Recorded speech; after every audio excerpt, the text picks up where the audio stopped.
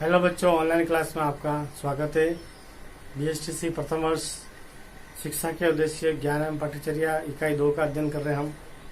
आज जो हम अध्ययन करेंगे, इकाई 2 में हमने बौद्ध दर्शन, जैन दर्शन, ईसाई परंपरा के बारे में अध्ययन करा। अब जो हमारा जो टॉपिक चल रहा है वो इस्लाम दर्शन यानी इस्लाम परंपरा के बारे में अध्ययन कर रहे हैं।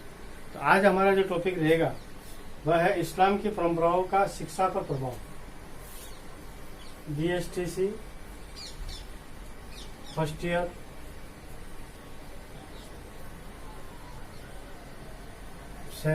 सेकंड पेपर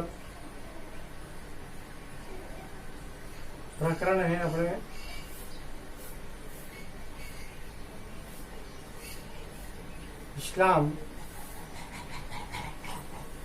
इस्लाम परंपराओं का शिक्षा पर प्रभाव।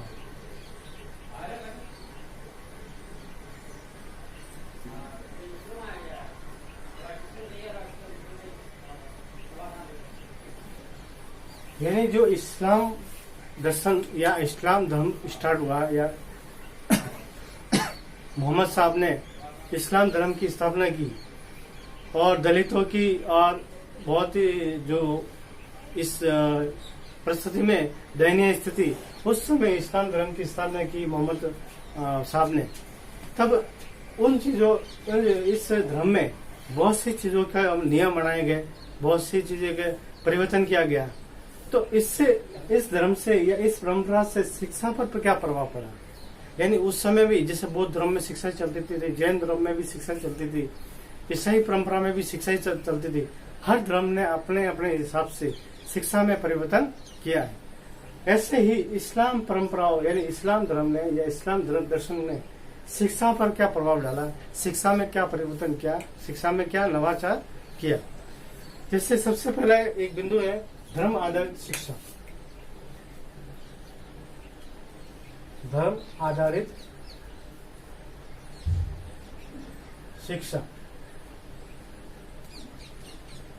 इस्लाम परंपरा में सबसे पहले इन्होंने धर्म आधारित शिक्षा दी। यानी अपने धर्म से संबंधित ही शिक्षा देना स्टार्ट किया, प्रारंभ किया। और आज भी आपने देखा होगा कि इस्लामी स्कूल होती है, मदरसा स्कूल होती है, वहां पे अपने ही धर्म की शिक्षा देते हैं। अपने ही धर्म की जो शिक्षा होती है, ज्ञान होते हैं, आयातें होती है, उससे संबंधित शिक्षा दी जाती है। यानी ये केवल धर्म आधारित शिक्षा है। अपने धर्म को बढ़ावा देने के लिए, अपने धर्म को प्रचार करने के लिए, अपने धर्म का विस्तार करने के लिए अपने धर्म की शिक्षा देते थे। अब इसके बाद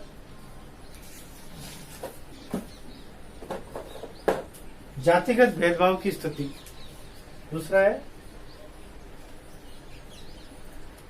जातिगत भेदभाव की स्थिति।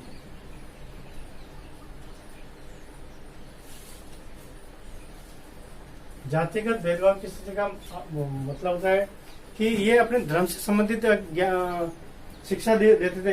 यानी धर्म से संबंधित यानी अपने धर्म में जो आते हैं, यानी जो मुसलमान होते थे उन्हीं को ही शिक्षा दी जाती थी। अन्य शिक्षार्थियों को या अन्य व्यक्तियों को इस शिक्षा मतलब इस शिक्षा इस्लाम धर्म की शिक्षा देने का अधिकार नहीं था। जो मुसलमान होता था, जो इस धर्म को मानने वाला होता था, उसी को ही शिक्षा दी जाती थी। इसलिए जातिगत भेदभाव की स्थिति थी। यानी केवल एक ही समुदाय को शिक्षा दी जाती थी। उसके बाद में लैंगिक भेदभाव की स्थिति। लैंगिक भेदभाव की स्थिति। लैंगिक भेदभाव की स्थिति का मतलब होता है कि इस धर्म में अधिकतर पुरुष को ही ज्ञान प्राप्त करने का अधिकार था, शिक्षा प्राप्त करने का अधिकार पुरुष का ही होता था। यानी स्त्रियों की स्थिति शिक्षा के मामले में कमजोर थी। स्त्रियों को ज्यादा नहीं पढ़ा जाता था। स्त्रियों को केवल ये समझा जाता था कि उनको अपना घर का काम करना है। तो आपने आज भी देखा होगा कि आपके जो साथीगण आज जो मुसलमान के जो बच्चे होते हैं उसमें लड़कियां बहुत कम पढ़ती है और लड़के बहुत ज्यादा पढ़ते हैं। यानी लैंगिक भेदभाव की स्थिति, यानी लड़कियों को ज्यादा नहीं पढ़ाया जाता है इस धर्म में और लड़के पढ़ते हैं। उसके बाद में पृथक संस्थाओं की स्थापना, पृथक संस्थाओं की स्थापना, पृथक संस्थाओं की स्थापना यानी ये इस धर्म में, इस धर्म के व्यक्ति ये मानते हैं कि अपनी जो संस्था है, चाहे शिक्षा संस्थाएं हो, चाहे प्रार्थना जैसे मस्जिद होती है, ऐसी संस्थाएं इनके अलग ही बनाते हैं। इनकी जो इमारत होती है वो सब अलग ही होती है, इनकी संस्थाएं जो होती है वो अलग होती है। ये अपने समुदाय के, अपने अनुयायी जो इस्लाम धर्म को मानने वाले व्यक्ति होते हैं, उनके लिए सभी संस्थाओं की अलग अलग स्थापना की जाती है। जैसे इस्लामी स्कूल होती है, जैसे मस्जिद होती है प्रार्थना के लिए, और भी बहुत सारे इनके जो कब्रिस्तान होते हैं वो भी सब चीजें अलग होती है। इनके हर चीज, जितनी भी संस्थाएं होती है, इनकी स्थापना अलग करते हैं। मतलब है कि अपने धर्म का विस्तार करने के लिए वो अपना अलग ही ये रीति रिवाज निभाते हैं। उसके बाद व्यापक दृष्टिकोण,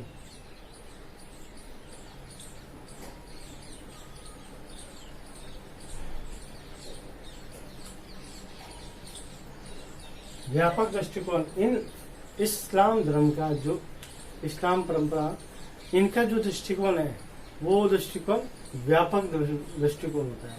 यानी बहुत भविष्य की बात समझने वाले होते हैं। आपने लोगों के तांत्रिक व्यक्ति होते हैं तो भी इन्हीं के ज्यादा होते हैं, हार्डवेयर होते हैं। इनके जो मतलब हर चीज को जानने के लिए इनके ज्यादा मतलब है कि इनके भविष्यवाणी करने वाले व्यक्ति बहुत होते हैं। यानी इनका जो दृष्टिकोण होता है बहुत व्यापक होता है और बहुत मतलब कि दूर तक सोच सकते हैं, दूर तक की चीजों को बता सकते हैं। उसके बाद में है वैज्ञानिक दृष्टिकोण, सकता है वैज्ञानिक दृष्टिकोण। जिस तरह से व्यापक दृष्टिकोण है वैसे इनका जो दृष्टिकोण होता था वैज्ञानिक, यानी ये जो इनकी सोचने की, समझने की जो प्रक्रिया होती थी वो एक विज्ञान के रूप में होती थी। इनकी विचारशीलता, इनकी विचारधारा, इनकी कल्पना शक्ति, इनकी तर्क शक्ति, जो भी जैसे भी काम करते थे वो एक वैज्ञानिक तौर पे करते थे। इनका जो दृष्टिकोण होता था वैज्ञानिक तौर पे होता था। इसलिए इनका जो ज्यादातर अपने लोगों के मुसलमानों में कि इनके दृष्टिकोण होता है, इनका जो दिमाग सोचने समझने की शक्ति होती है वो वैज्ञानिक तरह से होती है। आज जैसे डॉक्टर एपीजे अब्दुल कलाम, वो कौन थे कि वैज्ञानिक थे, मिसाइल मैन। इसी तरह से आगे और अंधविश्वासों की समाप्ति, अंधविश्वासों की समाप्ति। इस धर्म में ज्यादातर अंधविश्वासों को नहीं माना जाता है। जैसे हिंदू धर्म में हमारे अंधविश्वासों पर ज्यादा विश्वास किया जाता है और अंधभक्त ज्यादा होते हैं, वैसे इस धर्म में अंधविश्वासों की समाप्ति, यानी जितने भी अंधविश्वास होते थे उनके धीरे धीरे उनकी समाप्ति होती गई। आपने देखा होगा कि जैसे सती प्रथा है, पर्दा प्रथा है, और भी बहुत सारी प्रथाएं चलती थी हिंदू धर्म में, लेकिन इनके अंदर कोई भी प्रथाएं नहीं चलती है। कोई भी सती प्रथा, जोहर वोहर ये कुछ नहीं होते थे। तो इसलिए अंधविश्वास पर विश्वास नहीं करते थे और धीरे धीरे थोड़ा बहुत चलता भी था तो वो भी उन्होंने बंद करवा दिया। और इसके बाद में अंत में शिक्षा में नैतिकता,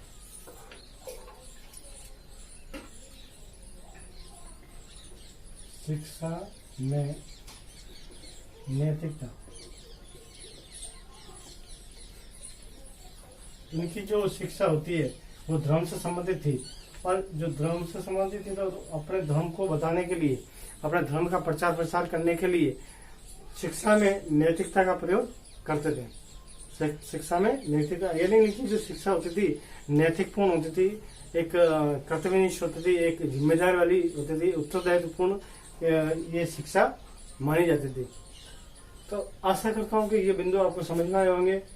इस्लाम परंपराओं की शिक्षा पहला था धर्म आधारित शिक्षा, जातिगत भेदभाव, स्त्री भेदभाव की स्थिति, लैंगिक भेदभाव की स्थिति, प्रत्यक्ष संस्थाओं की स्थापना, व्यापक दृष्टिकोण, वैज्ञानिक दृष्टिकोण, अंधविश्वासों की समाप्ति और शिक्षा में नैतिकता। अगले वीडियो में हम अगला विषय पर लेकर प्रस्तुत होंगे। धन्यवाद।